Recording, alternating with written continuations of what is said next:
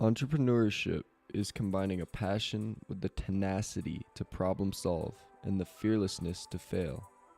Julia Hartz.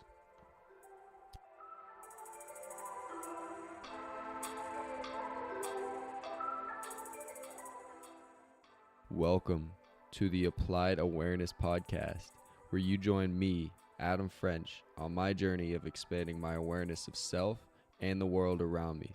Then find creative ways to apply that awareness to live a more successful and fulfilling life. Today is the first episode and a new type of episode I'm going to be doing. It's called Superstar Sessions, where I interview different superstars, from entrepreneurs to teachers to motivated students, anyone who is using awareness to get ahead in the world and get ahead in their field. And today I'm going to be interviewing Nathan Hirsch. He's the CEO and founder of Freeeup, and that's a platform that over 5,000 businesses use to hire freelancers in over 85 different skill categories. Nathan started as a broke college kid selling books in his dorm room on Amazon. And he used the experience he got through that to build a platform that connects businesses and freelancers. So I'm going to be talking with Nathan about how he got started with entrepreneurship, what parts of his personality have helped him through the entrepreneurial process, and how he uses awareness to get ahead as an entrepreneur. It's a really fun conversation, and I found a lot of things that he was saying very relevant to my life, and hopefully they're relevant to your life too. So let's get started.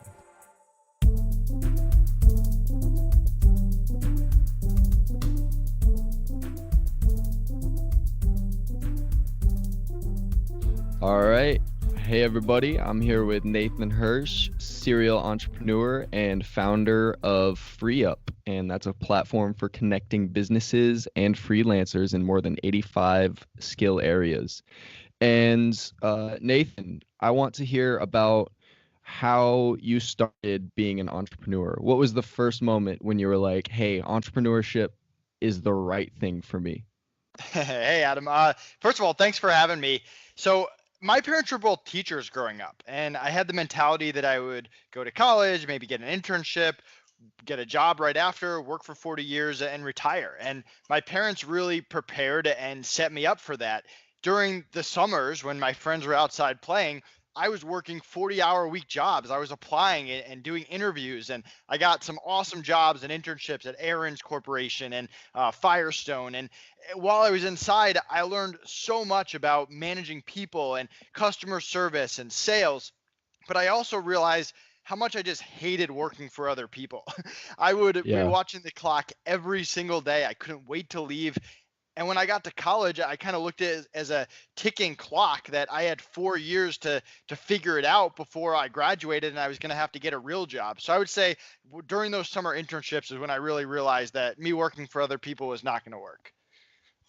That's cool. That's really cool that even though you didn't necessarily enjoy it, you paid attention and you became aware of the processes that were going into running the business, and you still paid attention to those things. That's really cool that you had that extra level of attentiveness, because a lot of people just say, oh, I hate this. I have to type in these things into an Excel spreadsheet and there's nothing of value. But it's cool that you recognize the value that you got from those internships, even though it necessarily wasn't exactly what you wanted to be doing.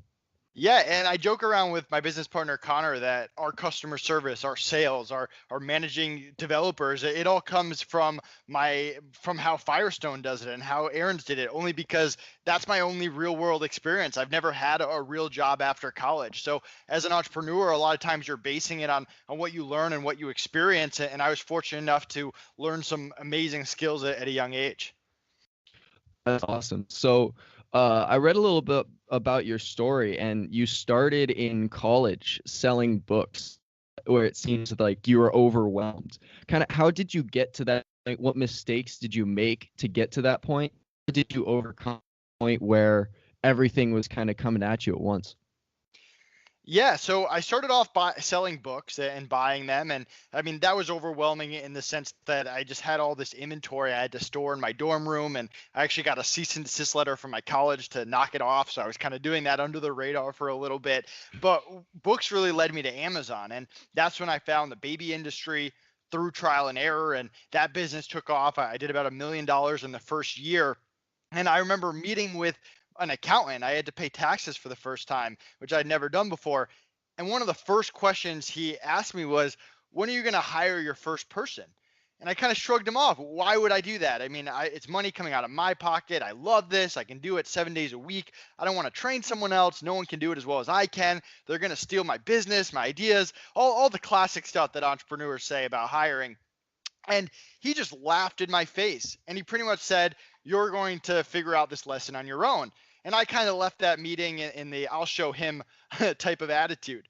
Yeah. Well, sure enough, the first busy season comes around, the fourth quarter, and I just get destroyed. I'm working 20 hours a day. My grades plummet. My social life is gone. I'm answering every email, filling every order, changing every price. And somehow I survived that 6 weeks and make it to January. And I realized that he was right. I need to figure that out and I need to start hiring. Wow. So how did you survive those 6 weeks, in the depths of 20-hour workdays? What got you through that?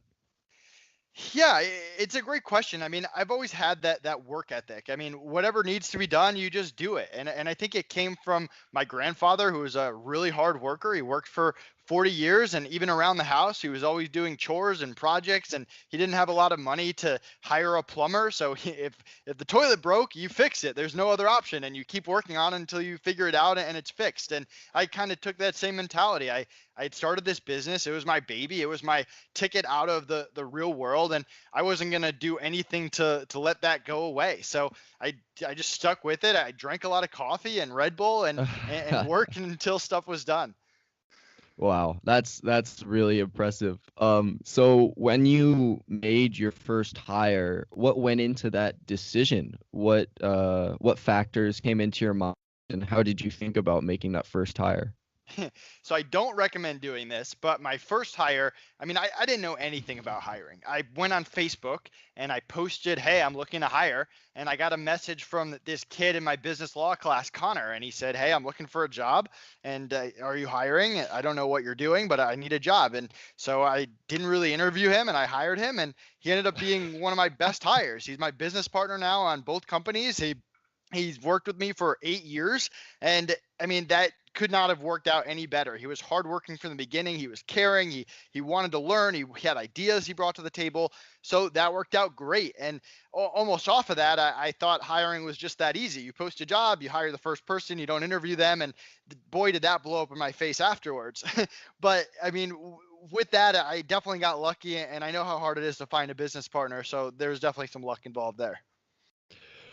Wow, that's really lucky. And so you started Freeeup with Connor, right? Correct. And how did you make the decision, like, because that's a really big decision, saying I'm going to start a business with this person. You have to really trust them. What went through your mind making that decision? Well, I had already made him a business partner in my Amazon business, so I had been familiar with him. And with Amazon, for the first few years, we were doubling every year. We were growing. We thought we were going to build the next Amazon. And I think with the courses and the gurus that came out, the business was still doing fine, but we weren't doubling every year. We weren't going to become a $200 million company. We were going to be stable. And I think because we were selling baby products, we weren't that passionate about baby products. So we started exploring other things. Connor started his own blog. It's still active, connorgillivan.com. And I started to work on Freeeup. And we had another business partner with the Amazon business. He started to work on his own e-commerce website outside of Amazon. So we're all kind of doing each other's things and staying in touch and seeing what was going on. And Connor came on Freeeup part-time just to help with some of the content, because content is not my strong suit. I guess talking content is, but not writing content. And he started to work part-time and he loved it. And Freeeup just took off. It started to make a lot of revenue, get a lot of clients, and get a lot of support. And I think Connor, from my side, I always wanted him to join Freeeup full time. I knew what he could achieve and what we could do together. But from his side, he had to make the decision of, hey, do I want to invest more time in Amazon, invest more time in my blog, work on some other e-commerce stuff, or go with Freeeup? And I'm fortunate that he chose Freeeup. And I think both of us think that was a great decision of what we've been able to accomplish over the past few years. Wow, that's yeah, what a series of events. So what exact do you want to explain a little bit exactly what FreeUp is and who it helps and how it helps? Yeah, so I'm sure if you're listening out there, you've heard of Upwork, Fiverr. You post a job, you get 100 people to apply, you interview them one by one, and it just takes forever, and you never know what you're going to get. And even if you hire someone good and they quit on you, you're right back where you started interviewing all these people, which time is everything as an entrepreneur. And I always just wanted a faster way. So when I couldn't find that, I built my own marketplace, and we get thousands of applicants every week, freelancers from all over the world, from $5 to $100 an hour, fixed prices to US and non-US, really the whole range. We vet them for skill, attitude, communication, the same hiring process that I built over the past 8 years for my first business. Let the top 1% in, and then make them available to our clients quickly whenever they need them. So clients like it because it's pre-vetting, it's fast, they can start quickly with freelancers. On the back end, we have 24/7 support. My calendar is right on the website. I also have a team of people that cover my Skypes, emails, live chat all the time. So if you have the smallest need or issue, we're there. And then we also have a no turnover guarantee. If freelancers quit for any reason, we cover replacement costs and get them a new person right away. So that's really what we're all about: the pre-vetting, the speed, the customer service, and the protection. That's great. When you get to make a product that scratches your own itch, you really get to go crazy making all the features that you wish you had, and watching other people benefit from those features must be super fulfilling, right? It's been a lot of fun. I mean, I kind of, it started off as an idea, and you kind of continue brainstorming. You say, hey, I like how this marketplace is doing this. I don't like how they're doing this. And then you listen to feedback from freelancers, what they like, what they don't like, what's important to them, and from clients. And I mean, you're a startup. There's going to be mistakes. There's going to be things that either you can't offer, you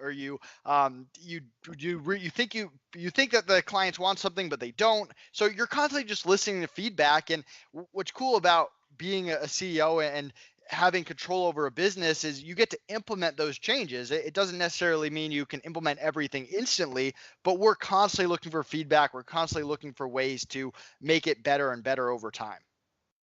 Wow, that's awesome. So my audience is kind of on the younger side, maybe some student entrepreneur types. How could they use a platform like FreeUp, and how could they make the right hiring decisions when starting their idea, when looking for a business partner, when looking for that first hire? Yeah, I think what a lot of young entrepreneurs don't understand is how cool of a time we live in for being an entrepreneur. If you go back 20 years ago, you couldn't start a business with $500 or $1,000. You can do that in so many different ways nowadays. And going back 20 years, you had to hire people 40 hours a week. You had to recruit locally and compete against all the other businesses around you for that same talent.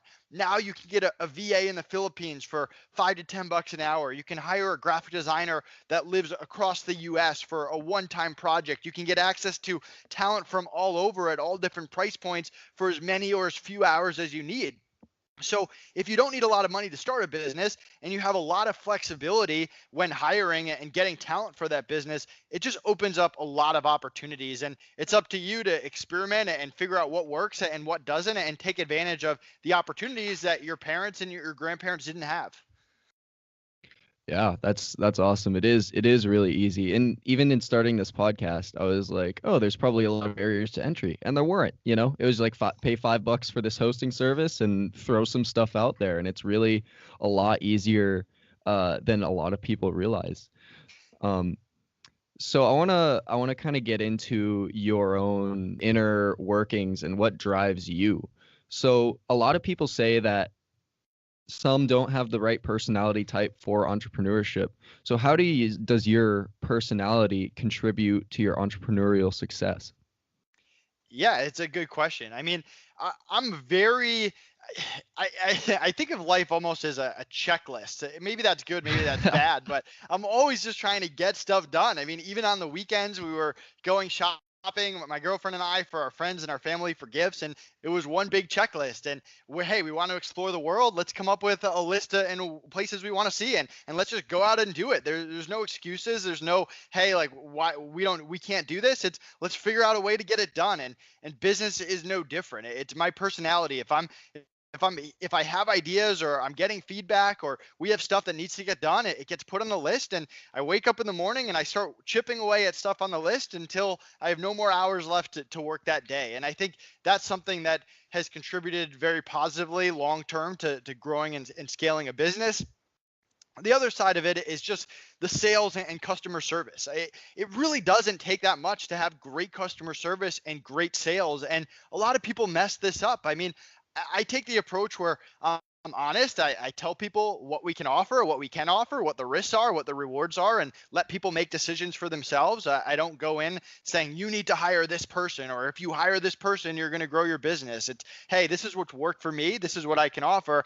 And then just taking care of people. If something doesn't go right, which happens with every single startup out there, there's going to be mistakes, there's going to be mess ups, there's going to be things outside of your control that hurts you or a client or a freelancer or whatever it is. You just take responsibility quickly and you just make it right, and everyone moves on, and people continue to come back because they know they have your back at all times. And that's what I'm like in the real world. That's what I'm like in business. We all make mistakes. You own up to it and you move forward. And I think a combination of those things has led to my success. Life is one big checklist. That really speaks to your ability to self-organize, because a lot of people cannot make a checklist for every day. So when things get crazy, you talked a little bit about in one of the shows you were on previously about during the holidays when your Amazon store was blowing up. What is your method for handling when life gets chaotic, when things happen that you can't control? Yeah, so my steps for problem solving is, the first thing, you gather all the information.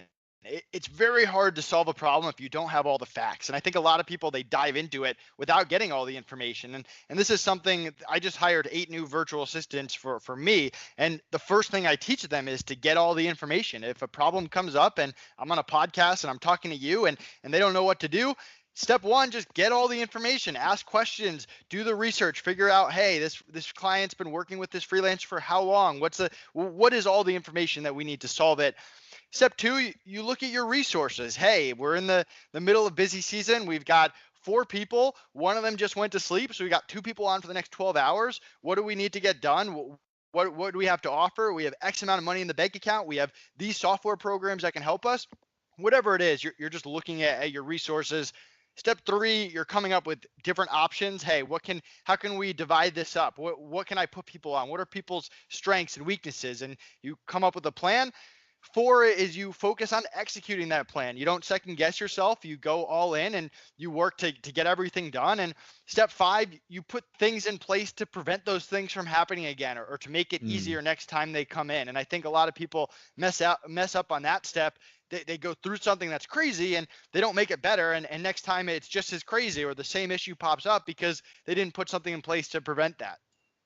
Wow, yeah, that's a great process. I think a lot that process would be really useful for students, because students say, "Oh, I have all this homework, I have all this schoolwork," but they don't go through that process of saying, "Okay, how much time do I have? What are the tools at my disposal in terms of like tutoring services or these other services that are offered by the school?" And then creating a plan and executing on that plan. I don't know anyone who does their homework that way, but I feel like that would make it a lot easier to do homework or to do anything, honestly, that involves applying your attention and focus. Yeah, and I mean, keep in mind, I'm a very logical thinker. It's just how my brain works, and other Yeah, I people can might tell. have different systems that work way better for them. But that's something that's worked for me and for my team. Gotcha. So one thing, this podcast is about like using awareness of self and the world around you to make your life better. How do you use awareness of yourself and your personality type, as well as the world around you and the state of your business and the state of the market, to advance your business as well as personal development?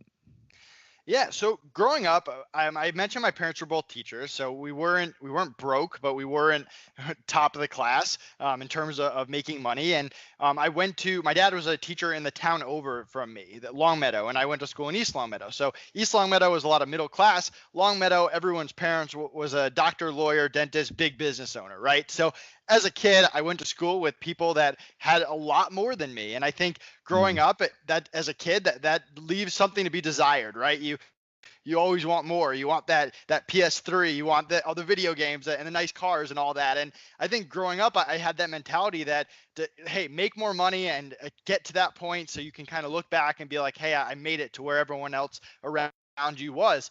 But as I kind of got into business and you realize that money isn't everything, and you work with people from all over the world, not just in that one town that you grow up with, and you meet people in the Philippines and in India, and I travel to Mexico and I've met freelancers there and the UK, and you just see all these different cultures and all these different backgrounds and people that find happiness in many different ways. And you just realize that it's not about the money. It's not about you. It's not about how much money you put in the bank account. It's about spreading happiness to everyone. What can you do to grow the whole thing as high as possible together so that if I get to the top, lots of other people get to the top with me. And I think that's kind of how my mindset has changed in terms of awareness, whether looking out for myself in one community that I was not at the top of the ladder to the world as a whole and how I can help a large amount of people. And I think that's what I didn't love about my Amazon business is I was just helping me and my team, where with Freeeup, I've been able to help thousands of clients pursue their dream, grow their business, and freelancers as well, provide for their family and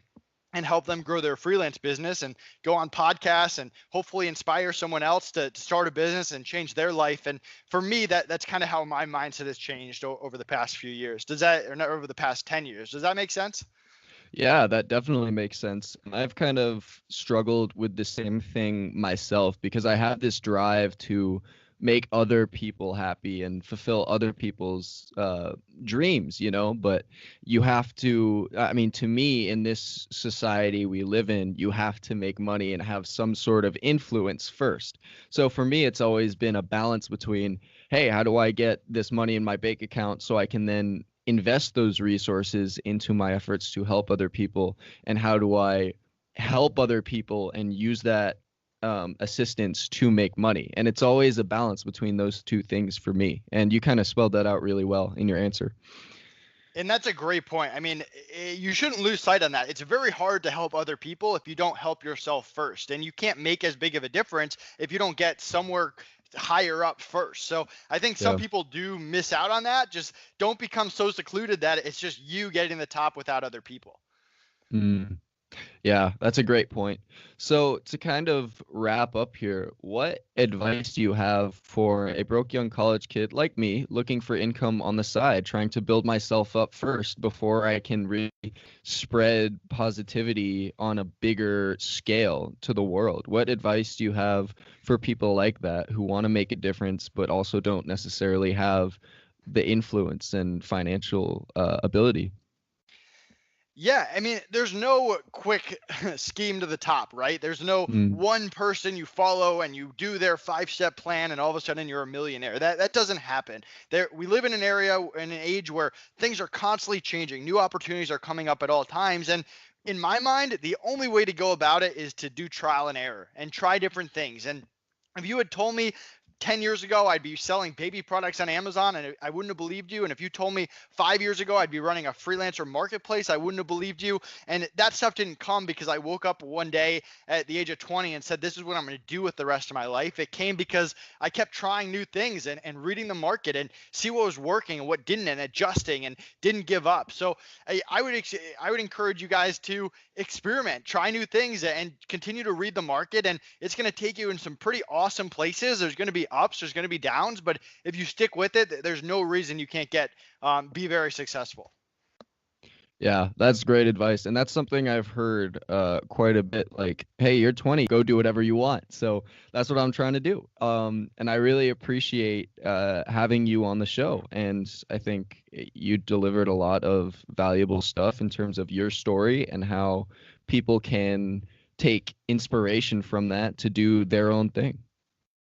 Yeah, I mean, hopefully I was able to give back to your community. I mean, I think it's awesome what you're doing. I think spreading awareness to young people that have the ambition and have the drive is awesome. And I want to be there to support you guys however I can.